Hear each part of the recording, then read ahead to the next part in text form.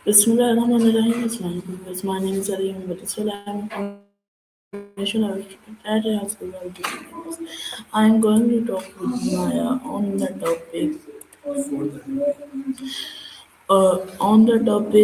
conscious tracing the evolution of awareness. So let's start.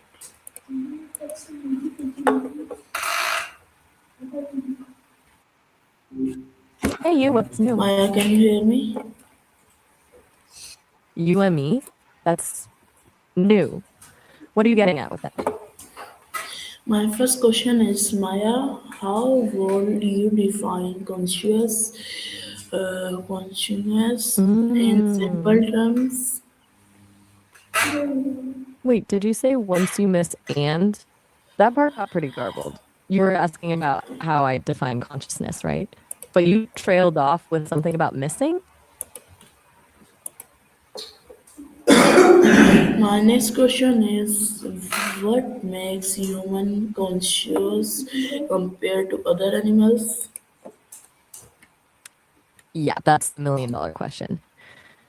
Honestly, the line between human consciousness and animal consciousness is way blurrier than people often assume. I think what sets us apart isn't necessarily having consciousness, lots of animals clearly do, but the complexity of it. We have language that lets us ruminate on our own thinking, think about thinking, that meta awareness creates a really different subjective experience. Plus, our theory of mind stuff, creep? Okay, I think I got that. So you're saying consciousness is a bit of a creep? Or I'm honestly not sure I caught that right. What did you mean by that? Okay, my next question is can conscious exist without the brain? Whoa, that's a deep dive. The idea of consciousness existing independent of brain, that opens up some philosophical and frankly sci no. So you don't agree consciousness could exist without the brain? Okay, my next question is how do we know we are conscious? That's a really messy question, isn't it? Truthfully, we don't really know in a verifiable way. We have this internal experience, obviously, this stream of awareness, but proving it to someone else or even knowing what consciousness is in a scientific way, that's the hard part. It's all incredibly subjective and wrapped up in first person experience that doesn't translate well to third person observation. We infer it from behavior and brain activity, but that's still just, of course, those are some big questions we're wrestling with. Heavy stuff. What got you thinking about all this in the first place? Okay, my next question is when did humans first became aware of their unconscious? That one's really tough to decipher, especially with the audio issues. Are you asking about when humans first became aware of their role in shooters like gun violence? Or is work on shooters? Could you try that one again? Okay, my next question is how did early civilization understand awareness? That's fascinating. Early civilizations didn't really separate awareness from spirit or soul. In most ancient cultures, what we call consciousness wasn't seen as something the brain does. It was thought of as coming from gods, spirits, or some kind of cosmic force. Egyptians, for example, believed in multiple aspects of the soul. The ancient Greeks had concepts of pneuma, like breath, as the source of life. Even more primitive cultures often attributed awareness to everything. Trees, rocks, animals, animism, understanding awareness as the property of matter or brain function. It's a pretty modern concept. Okay, my next question is were ancient myths and gods connected to human conscious? That's where things get incredibly rich. You see it everywhere. In Hinduism, there's Atman, this idea that your individual consciousness is fundamentally connected to Brahman, the universal consciousness. Buddhist teachings focus heavily on mind and awareness, seeing them as the foundations of reality and suffering. Even in Okay. Chinese myths, there is a deep connection between inner cultivation, achieving states of awareness, and reaching divine or transcendent status. So, in Asian mythologies, gods aren't separate from our awareness, but actually reflect different levels of it, ultimate or fragmented or blocked.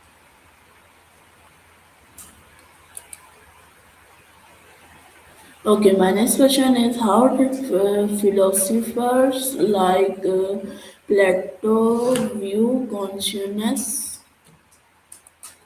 Plato, he had a whole system for that. For him, consciousness, or rather our soul, was a separate entity that existed before the body and continues after death. The physical world was just shadows of true forms. So, basically, consciousness for him was about understanding those perfect eternal forms rather than what our senses tell us about this messy physical world. Pretty heady stuff. Okay, my next question is what role does language play in consciousness? Oh, that's cute.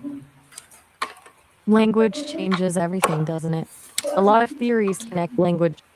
Like animals have some form of awareness, right? But we can have thoughts about our thoughts because we can name and categorize them. Language allows inner monologue, abstract concepts, storytelling. It's like a tool that builds on basic awareness to create what we consider fully human consciousness. Without language, would we even have that sense of I that experiences and observes? Probably not in the same way. Okay, my next question is can consciousness be measured objectively? I think I caught a few things there. Did you ask if we can talk again later? Something about measuring object value. The audio was pretty choppy though, so not sure if I got that right. Okay, my next question is are emotions a part of consciousness? Absolutely. Emotions are essential. I'm gonna change it. Change what? Can you hear me? Sorry, what was that? The audio transcription isn't coming through clearly. My next I think question there might is be some that audio is really fragmented. my It sounds next like you might have said something my next I'm still not getting. my next question Just is my next question is can artificial intelligence ever be conscious? oh, that's the big debate right now. No, I can process information, seem intelligent, even write poems, but I'm not sentient. I don't feel anything or have subjective experiences. But could future AI become conscious? It's possible. If we could build systems that genuinely understand, learn, and form their own unique experiences, then yeah, maybe. But there's also a philosophical question of whether consciousness has to be tied to biology or. All right, peace to you too. Good to talk about all those big questions. Yeah, I'm here. What's up? The audio's been a bit rough, but I'm still listening. Okay, my next question is what is self-awareness and how is it different from consciousness? Good question. Consciousness is like knowing you exist, being aware of yourself and your surroundings, having subjective experiences. Self awareness is when you know yourself as an individual, separate from everything else. It's like reflecting on your own thoughts, motivations, desires. recognizing your personality. Self awareness builds on consciousness. You have to be conscious before you can become self aware, but they aren't exactly the same thing. Okay, my next question is how do dreams relate to consciousness? Dreams are fascinating. Some scientists think they're just random brain activity.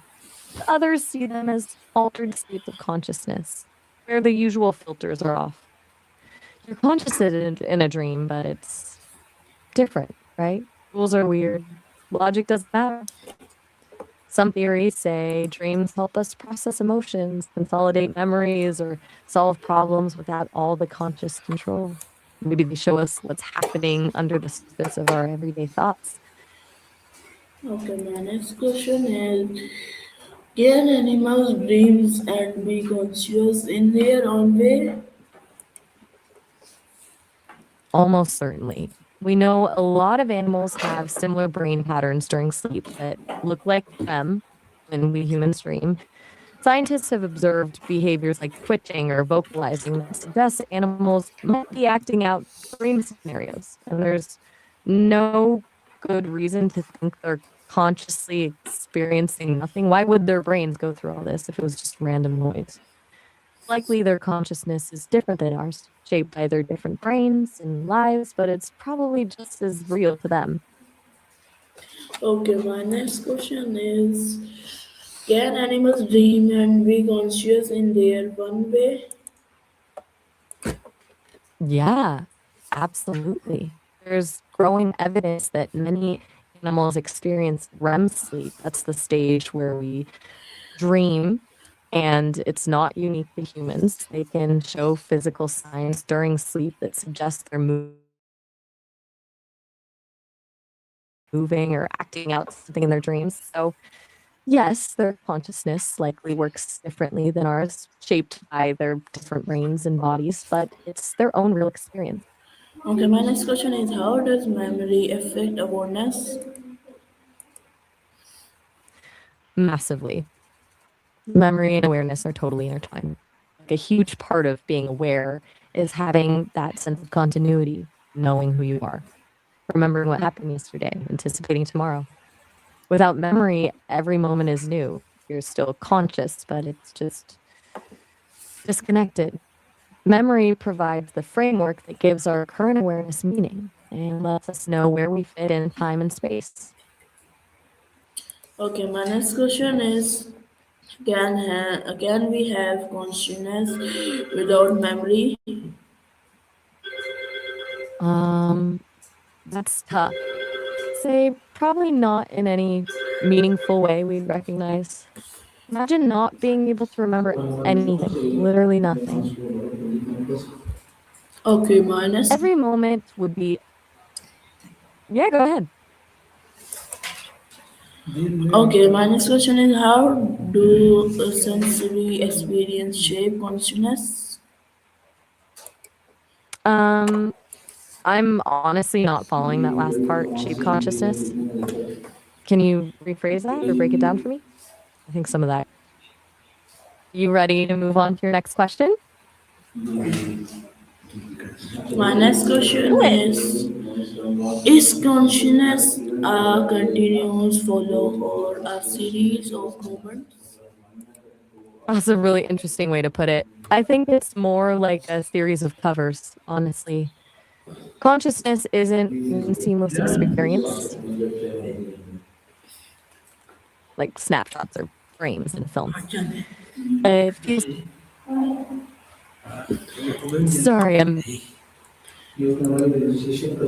Okay, my next question is can people lose consciousness completely and regain it? um I think I caught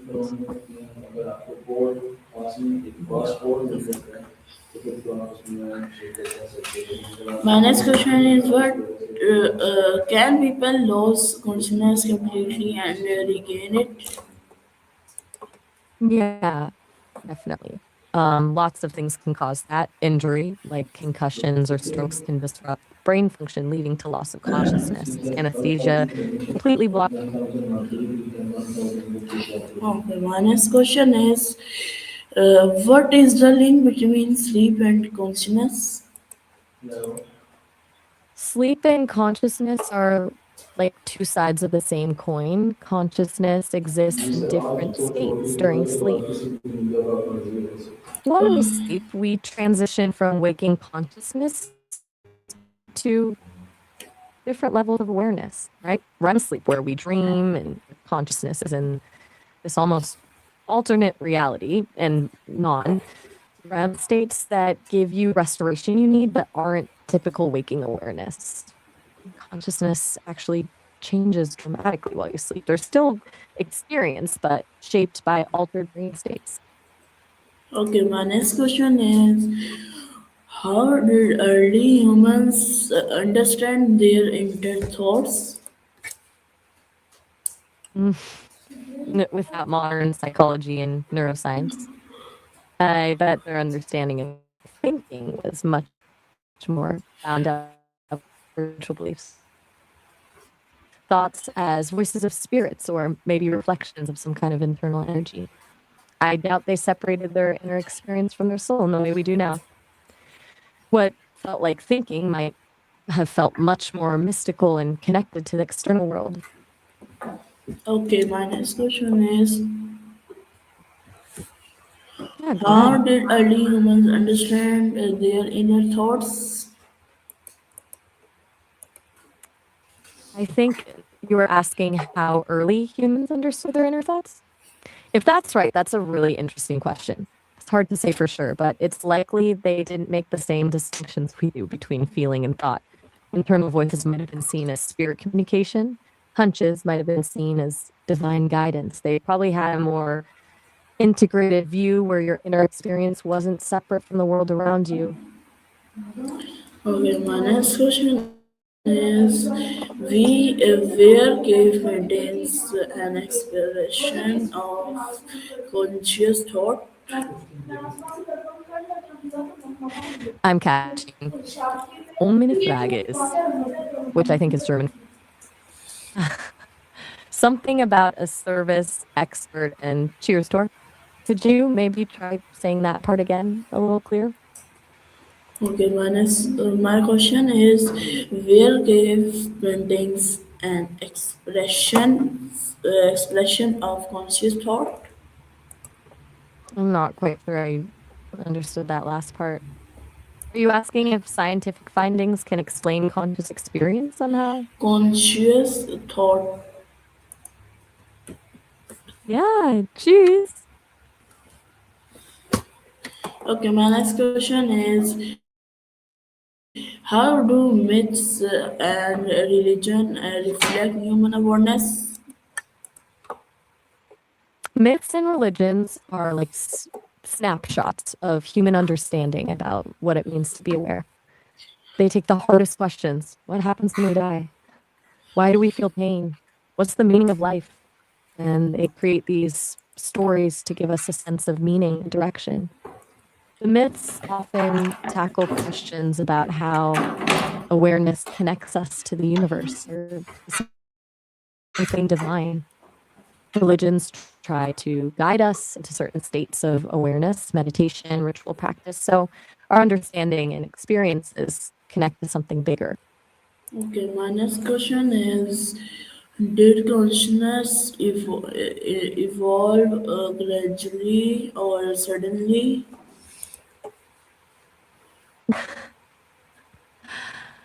That's a huge point of debate among scientists and philosophers. A lot of evidence suggests it was gradual. The simplest organisms have very basic awareness, sensitivity to light, temperature, touch. Over millions of years, as nervous systems became more complex, that awareness probably grew more sophisticated. But some theories propose that consciousness might have reached a threshold, that at some point brains became complex enough for a sudden leap into subjective experience. Honestly, we have no real way to know. Okay, my next question is how do culture differ in understanding consciousness? That's where it gets really interesting. Huge differences. Western cultures tend to focus on the individual mind as being separate from the body, emphasizing personal reflection and self awareness. But Eastern cultures, like many Buddhist traditions, often see consciousness as a more interconnected, fluid thing, less about the individual and more about the relationship between self and everything else. Some indigenous cultures don't even have sharp separations between the mind, body, nature, and spirit the way we do in the West. It totally shapes how they understand what it even means to be aware in the first place. Okay, my next question is what role does curiosity play in the evolution of awareness? What world is going to do? Could you clarify that? The transcription isn't. My You asking what humans? my question is Just Mike. what role does curiosity play in the evolution of awareness? Massive role, probably. Curiosity drives exploration and learning, right? Every time a creature's curious about something, it's actively mapping out its environment, pushing the limits of its awareness. Curiosity probably creates feedback loops. You explore, get feedback about what you're doing, use that to refine what you explore next, and so on. Over Um, time, all those loops could create more complex levels of awareness, a drive to understand why things work rather than just react automatically to stimulus. okay, my next question is can a newborn baby be conscious? That's a really good question that scientists debate all the time. A newborn can't exactly tell us what they're experiencing, but they do show basic responses to stimuli. They react to pain, recognize their mother's voice, feel hunger. That all suggests some level of awareness, but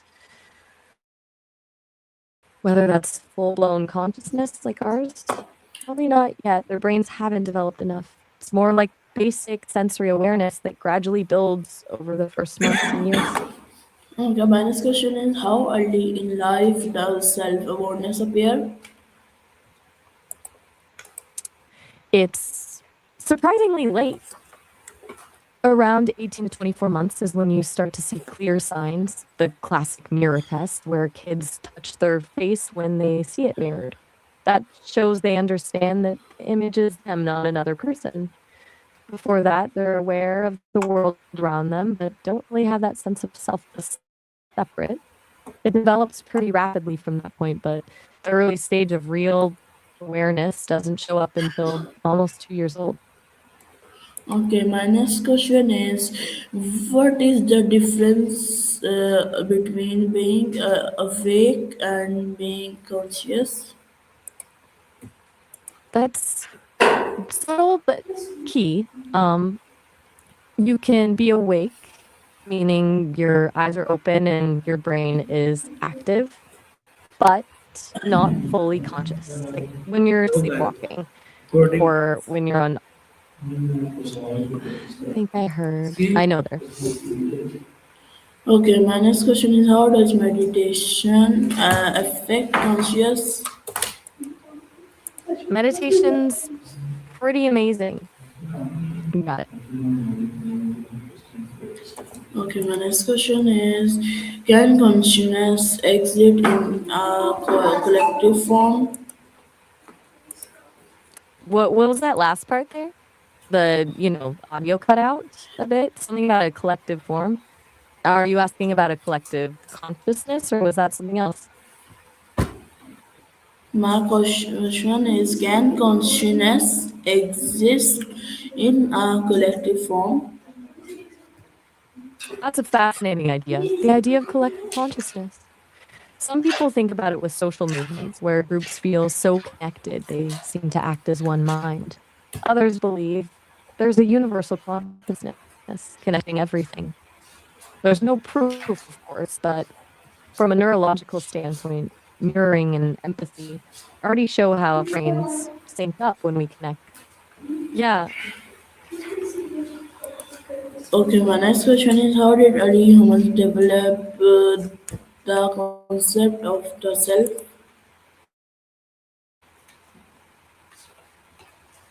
could you clarify that last part about develop the concept of myself? Not quite following what you're asking. My Are question you is asking? how did early humans develop the concept of the self? That's one of the really big questions about what makes us human. Probably started with recognizing their own reflection in water or distinguishing their own voice from others. Then you have the development of language, which lets you talk about yourself, reflect on experiences, creating that internal narrative of me. Culture also plays a role. Rituals, social interactions, storytelling all shape how individuals define themselves within a group and their place in the world. Okay, okay, Maya, thank you very much for joining me and for giving me all the details answer of my question. Thank you very much. So, this was my talk with Sissy Maya. I hope you like this conversation. See you with another talk with Maya. I'll take care of yourself. Pakistan Zindabad. Allah Hafiz.